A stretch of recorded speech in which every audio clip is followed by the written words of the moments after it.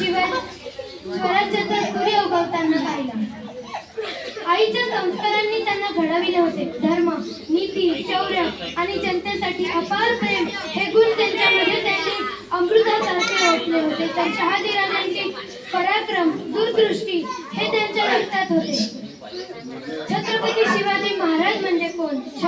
36 हत्तींचे बळ असणारे, त्रस्त मुघलांना करणारे, परत न फिरणारे, तिन्ही जग जाणणारे, शिस्तप्रिय व वाणिज्य ते, जिजाऊंचे पुत्र, महाराष्ट्राची शान, हार न मानणारे, राज्याचे हितचिंतक आणि म्हणजे जनतेचे राजा, असे आहेत आमचे छत्रपती शिवाजीराजे. छत्रपती शिवरायांना त्यांची राजमुद्रा त्यांचे पिता शहाजीराजे भोसले यांनी दिली होती. जेव्हा संस्कार आणि पराक्रम या दोघांचा संगम झाला तेव्हा एक सूर्य उगवला, म्हणजे छत्रपती.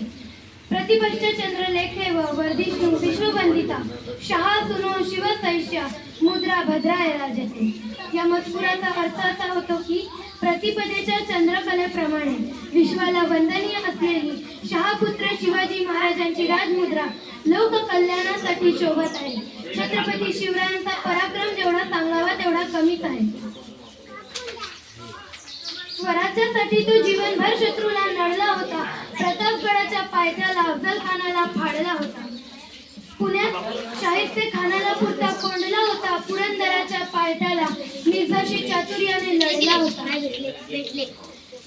आग्र्याला जाऊन खुद्द औरंगजेबाला भिडला होता. महाराष्ट्राच्या या मातीत युगपुरुष शिवबा राजा घडला होता. शिवबा राजा घडला होता.